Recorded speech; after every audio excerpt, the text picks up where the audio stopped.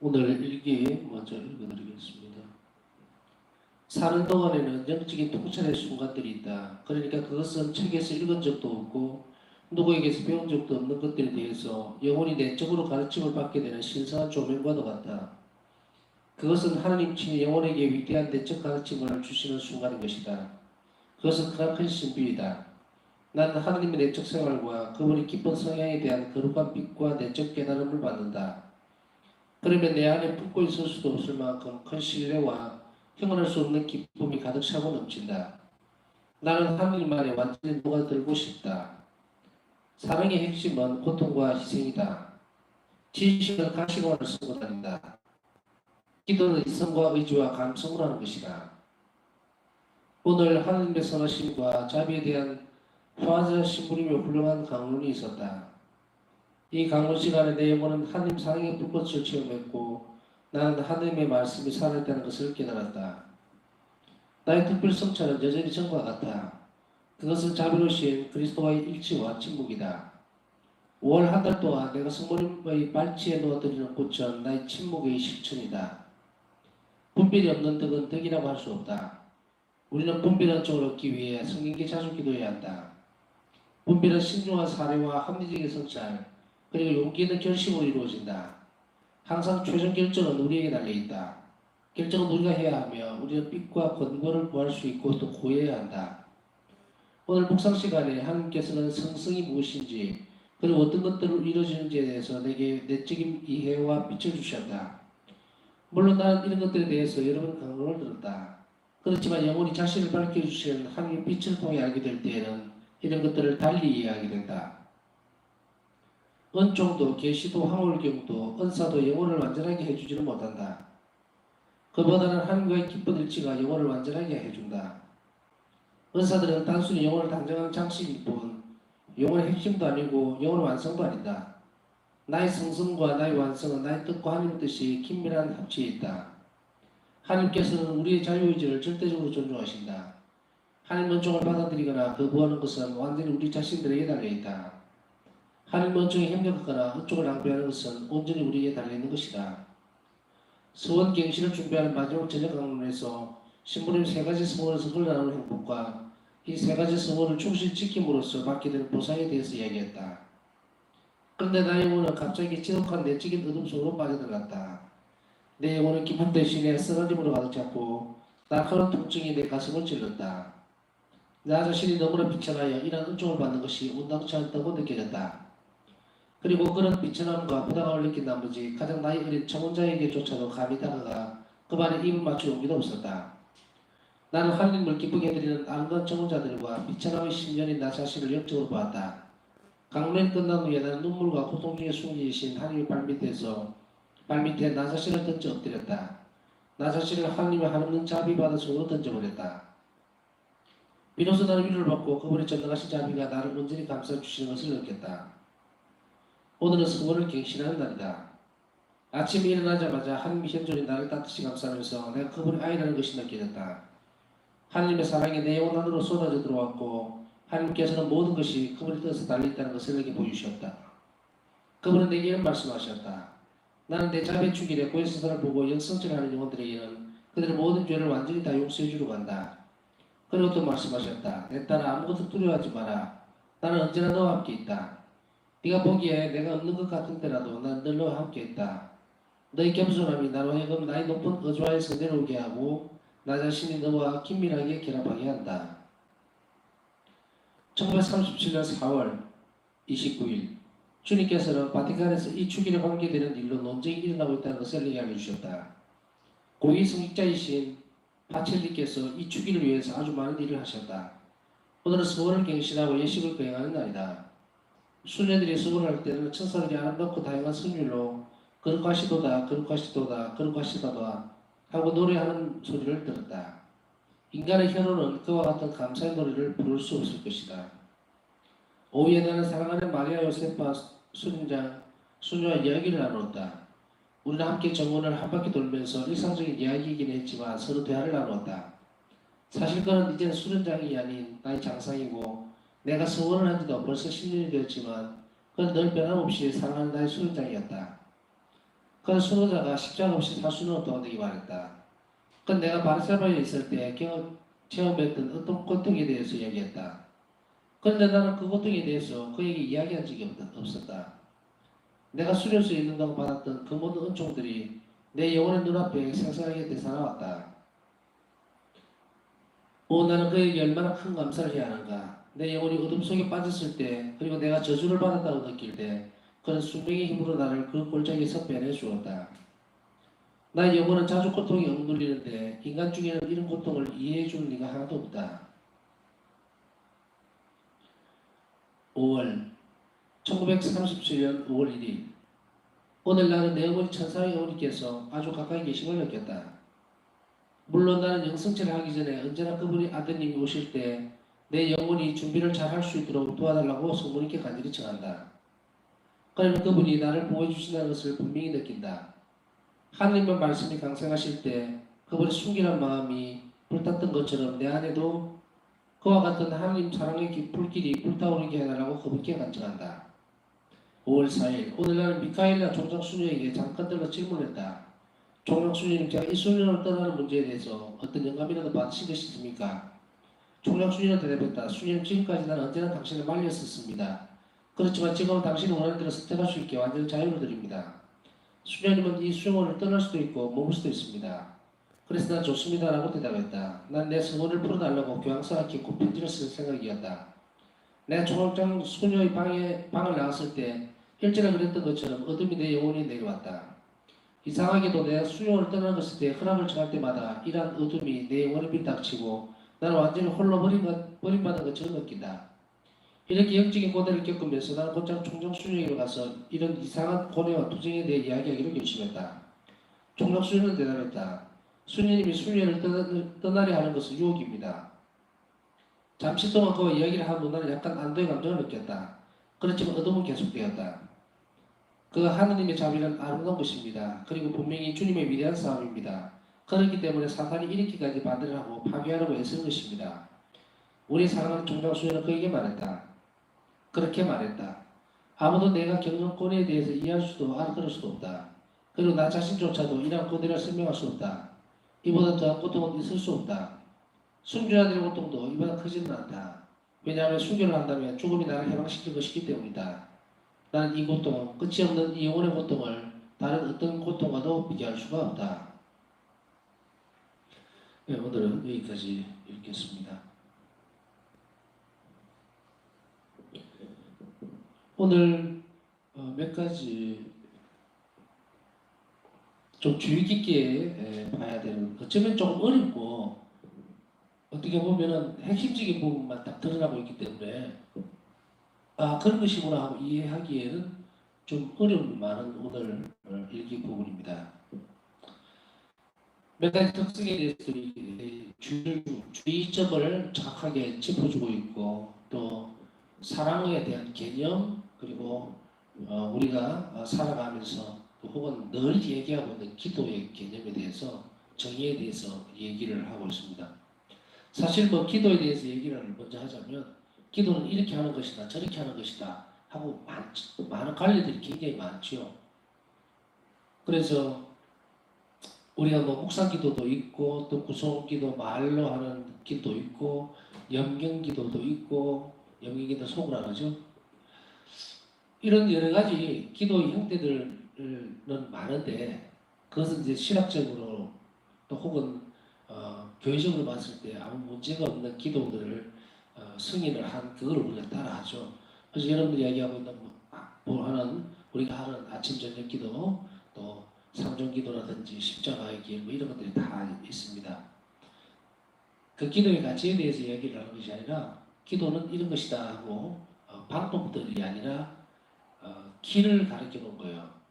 그래서 이 식으로 할 수 있고 저 식으로 할 수도 있고 또 그 다음에 또 더 들어가다 보면은 뭐 천국 기도도 있고 또 인류를 위해서 이야기하고 있는 그런 기복적인 어떤 기도도 있고 막 이렇게 분류를 많이 해놨어요. 많이 해놨는데 실질적으로 어떤 기도가 됐든 간에 기도의 핵심적인 것이 있다는 거죠. 어떤 것으로 기도를 할 것인가의 문제 또 어떻게 기도를 할 것인가의 문제입니다.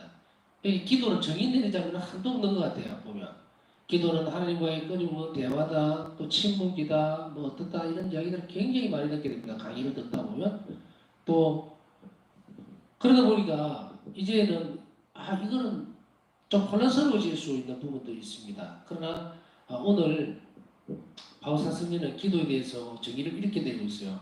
기도는 이성과 의지와 감성을 하는 것이다. 무엇으로 하라고 분명하게 얘기를 하고 있어요. 그 위에 토대 위에 어떤 기도가 되든지 이것은 되어간다는 거예요. 그러나 이 부분들을 기도를 하는 이런 구성하고 있는 요소들 이것을 배제하고 위에 떠버리면 이런 공중에 붕 떠서 돌아다니게 됩니다. 그래서 기도는 한마디로 이야기하면 뭐 이렇다라고 하는 것보다는 분명하게 정의를 내리고 있는 것은 있죠. 기도는 이런 것이다 아니라 이렇게 하는 것이다. 이렇게 하는 것이다.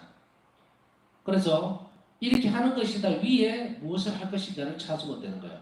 뭐 묵주기도를 하든 아니면 십자가 기도를 하든 또 아니면 그 기도의 내용 자체가 뭐 성시간을 하든 그러나 그 모든 것들이 다 갈래가 많다 해도 그 밑에 기도를 하는 기본적인 틀 그거는 반드시 모든 사람이 가지고 있을 때에 그 위에 뿌리가 내려주는데 그것을 바울사 성경은 오늘 우리에게 뭐라고 얘기하고 있는가? 그것은 바로 기도는 이성과 의지와 감성으로 하는 것이다. 이렇게 얘기하고 있습니다. 이성과 의지와 감성으로 하는 것이다라는 것은 그러면 이게 기도를 어떻게 어떤 식으로 어떤 모양으로 해야 될 것인가? 이것이 합쳐졌다는 거죠. 이성과 의지와 감성으로 하는.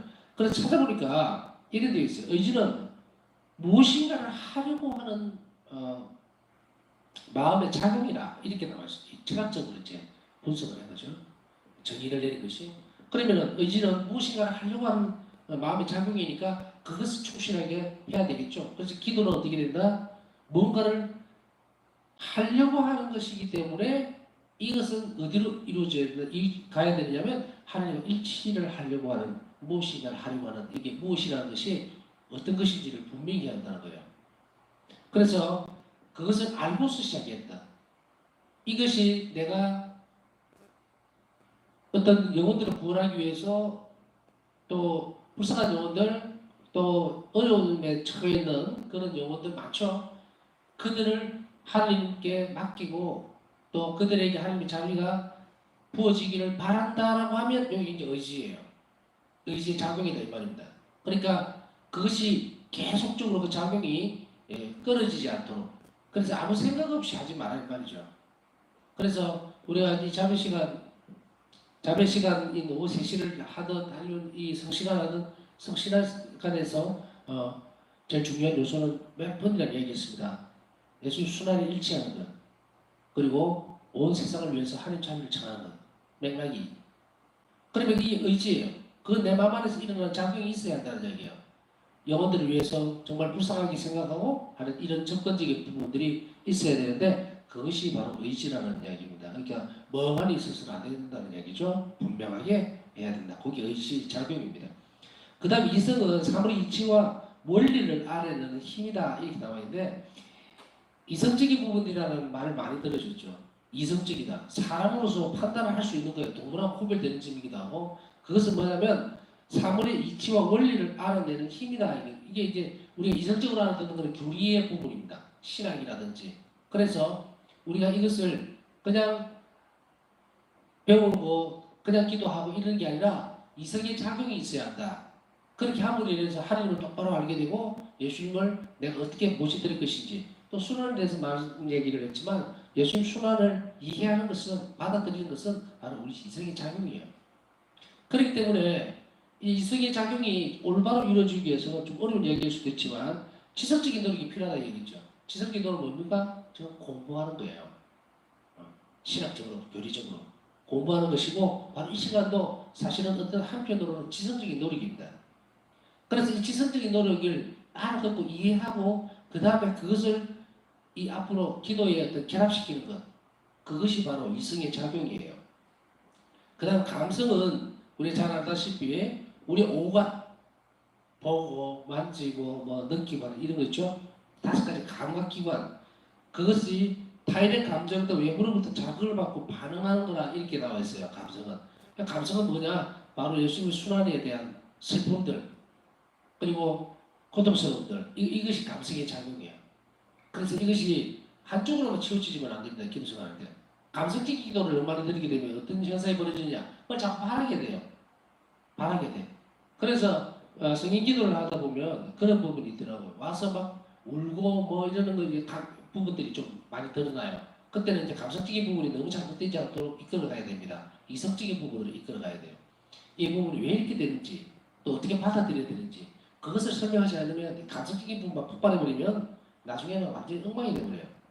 그래서 이 영혼의 작용 가운데서도 감성적 작용이 있는데 사실은 영혼의 작용이라기보다는 이성과 의지와 감성 이것은 영혼의 하부 조직입니다. 밑에서 움직이는 거예요. 정신까지도. 영혼의 작용은 아니에요. 영혼에 있어 발산되기는 하지만 그러나 구분이 되는 부분입니다. 영혼은 훨씬 더 깊이 들어가줘야 돼요.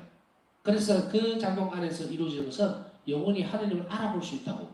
그러면 영혼이 하느님을 더 깊이 알아보기 위해서 이제 우리는 어떤 것이 있어야 되냐면 의지와 이성과 감성을 가지고서 기도를 해야 된다. 그래서 이제 저희가 이렇게 나와 있는 거예요. 기도는 이성과 의지와 감성으로 하는 것이다. 감성은 나쁜 것은 아닙니다. 이성과 의지와 같이 결합되어지면 이제 이 부분이 예수 순환에 대해서 더 깊이 느낄 수 있도록 영혼 안으로 흘러나가는 물꼬를 만들어낸다. 뭐 이렇게 이해하시면 되고. 그다음 두 번째로 사랑에 대한 부분들을 얘기하면서 정의를 딱 내리고 있습니다. 사랑은 뭐다? 사랑의 핵심은 고통과 희생이다. 사랑에 대한 정의도 여러 가지로 많이 내릴 수 있습니다. 사랑은 뭐 타인을 해가는 무엇이나 어떻다 저떻다 철자들 굉장히 많은 어떤 얘기들을 하고 있는데 그러나 예수님께서 우리에게 가르치고 있는 사랑의 핵심이라고 얘기했습니다. 핵심.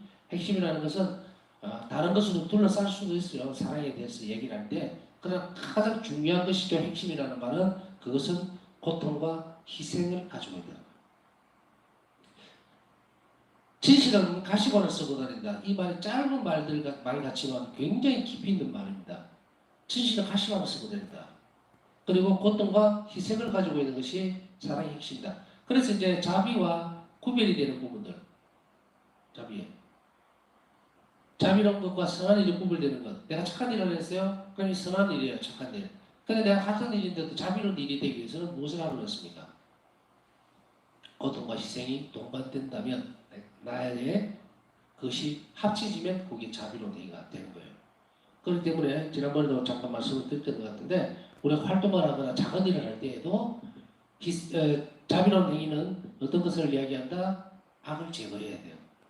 그래서 가난한 이들에게 대한 접근 방법도 우리가 사랑으로 하라고 하는 그런 뭉뚱그려서 접근을 해버리면 안 됩니다. 그래서 자칫하면 사랑은 뭘 증가시킨다 그랬어요? 선을 증가시킨다 그랬죠. 그래서 자꾸 사랑으로 접근하면서 선만 증가시키다 보면 그 상황이 더 안 좋아질 수 있습니다. 자비로운 눈으로 보게 되면 그 사람이 그 처지에서 빠져나올 수 있도록 가난한 사람 또 병든 사람이 있을 때 그 처지에서 빠져나올 수 있도록 내가 무엇을 할 것인가를 고민하고 내 자신을 투신할 때 그때 그게 자비로운 행위가 되는 거예요. 그래서 빵을 갖다 주고 치료약을 주고 병원에 데려가서 치료를 해준다고 해서 그것이 자비로운 행위가 될 수가 없어요.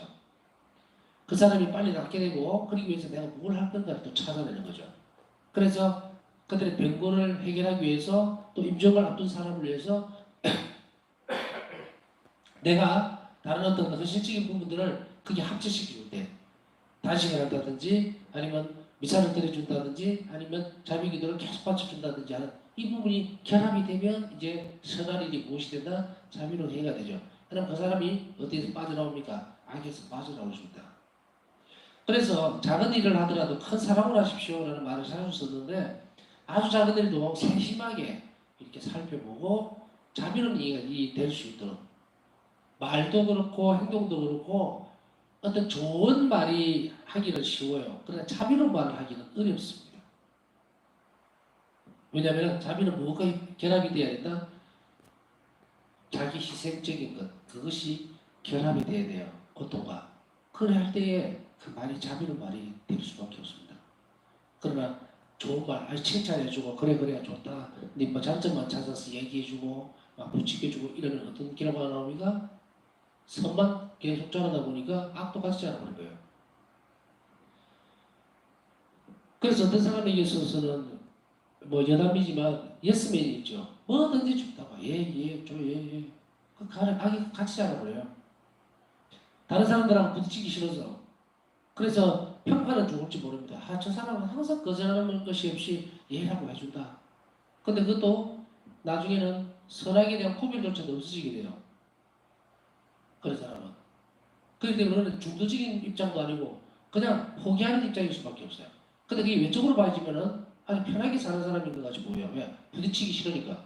아, 예, 알겠습니다. 해드리겠습니다. 계속 나는데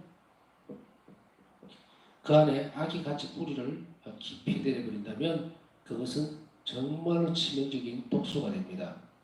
그래서 우리가 말하기 힘들고 어렵다 하더라도 상대방의 단점을 사랑으로 잘 지적해주고 그리고 함께 해줄 때에 우리는 자기 희생 지키는 거가 나오게 되고 그것은 치유가 되고 바뀌게 됩니다. 자식에게 대한 부분도 마찬가지고 모든 것들이에요. 그래서 우리 이런 부분들을 한 자비를 잘 이해하고 받아들이고 내 영혼 안에 그 자비가 녹아 들어가 있을 때 그것을 자연스럽게 이끌어가고 끄집어내는 것도 바로 성령께서 도와주시는 일이라는 것을 잊지 말아야 됩니다. 그 다음에 분별이 특성에 대해서 이야기하면서 우리가 덕을 닦는다 이랬을 때 우리가 가난의 덕도 있고 또 다른 여러 가지 정의의 덕도 있고 덕이 굉장히 많죠. 그 많은 특성 중에서 어떤 것을 추구해야 되는가 가장 빠지지 말아야 될 요소는 분별입니다. 분별. 함부로 아무거나 해서는 안 된다는 거예요. 그래서 한번 살펴보면 분별 은총을 얻기 위해서 성령께 자주 기도해야 한다. 결국은 우리가 특성을 쌓아가는 데 있어서 완덕을 향해서 나아간다 그러죠? 그 특성을 쌓아가는 데 있어서 성령께 자주 기도해야 됩니다. 왜? 아무거나 먹으면 안 되잖아요. 그러니까 분별을 잘 할 수 있도록. 그래서 우리가 보면 요즘 같이 코로나 시대에 보면 이런 분별을 할 수 있는 그런 은총이 굉장히 많이 필요합니다. 왜냐하면 너무 방대하게 이 인터넷을 통해서 또 방송을 통해서 나가고 있기 때문에 그것을 분별을 못하면 안 돼요. 아, 저거 어쩌나 하면 좋을라나? 라고 생각하고 그걸 따라가 버리면 분별력 없이 따라가 버리면 어떤 경우가 나옵니까? 영혼이 아주 치명적인 상처를 입어버리고 다시 못 들어올 수도 있어요. 그래서 이런 것들을 조심하고 평상시에 잘 방어할 수 있는 것, 그 분별의 덕입니다. 그렇기 때문에 무엇이 옳고 그른지, 어떤 것이 그리스도의 진리에 어긋나는지 그 찾아내는 것 전부 다 분별의 덕이에요. 그 어디에서 나온다? 성령께 자주 기도해야 된다.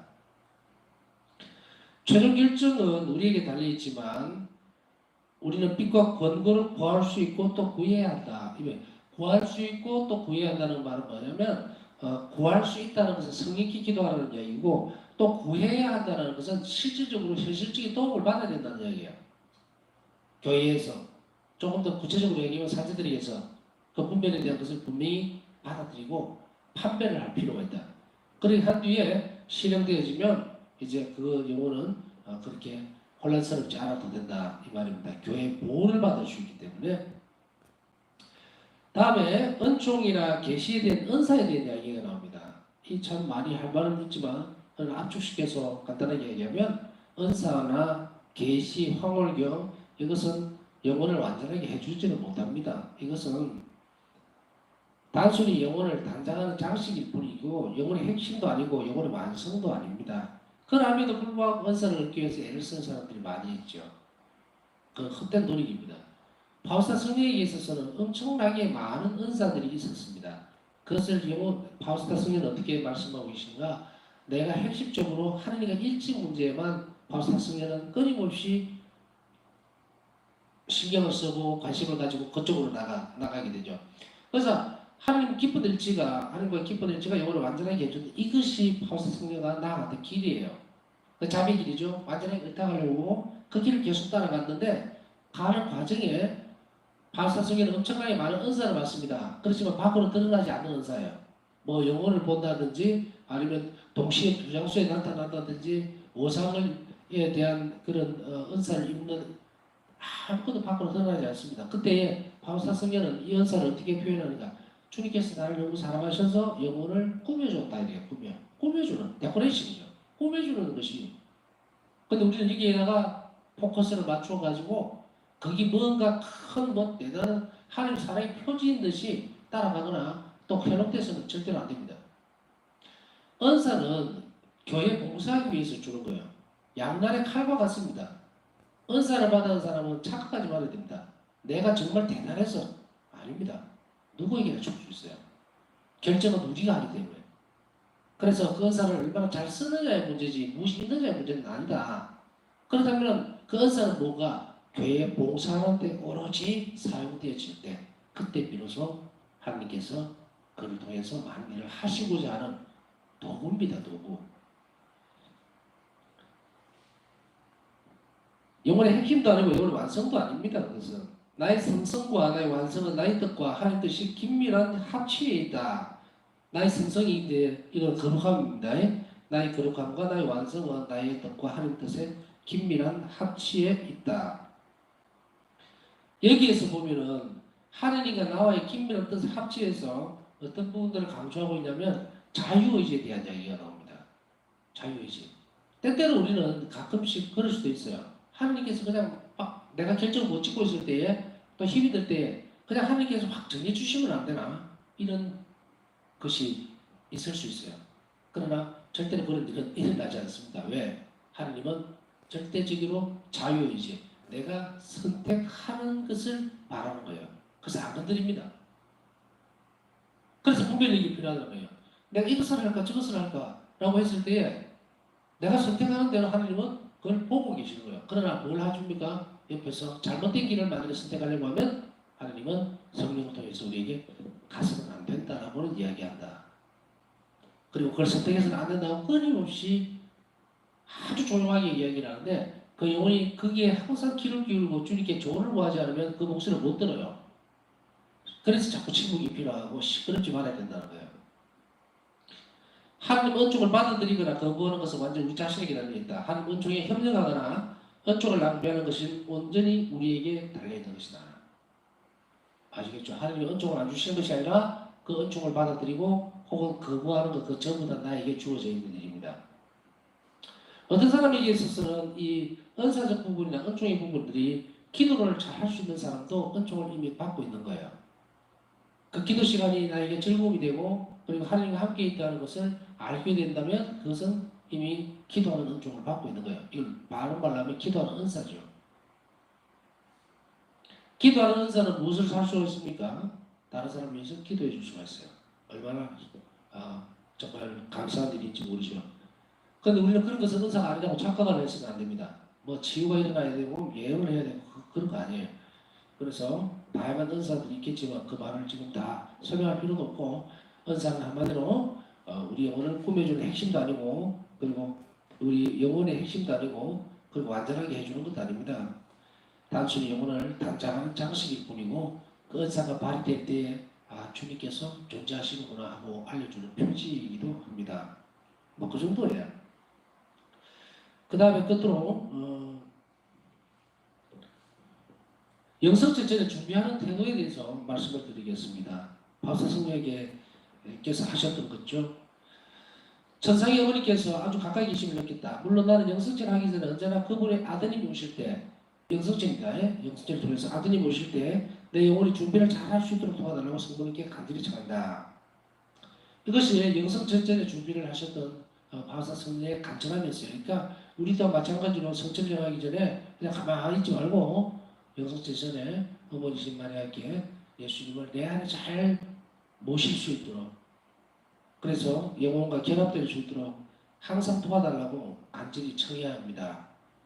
그래서 바울사 성령은 이 영성전 전에 준비를 하는 이 모습을 이것을 우리에게 가르쳐주고 그래서 어떤 효과적인 부분들과 같이 얘기를 합니다.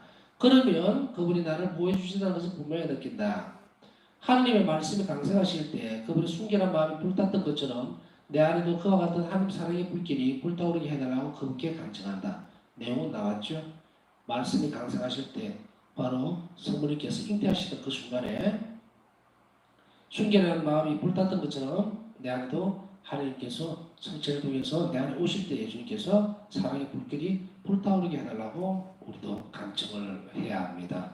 이렇게 함으로 해서 영성체에 대한 준비들을 잘해서 하나님과 우리 영혼이 잘 결합될 수 있도록 그렇게 준비하고 노력해야겠습니다. 남은 시간 묵상과 또 은총을 청하는 그런 시간 가지도록 하겠습니다.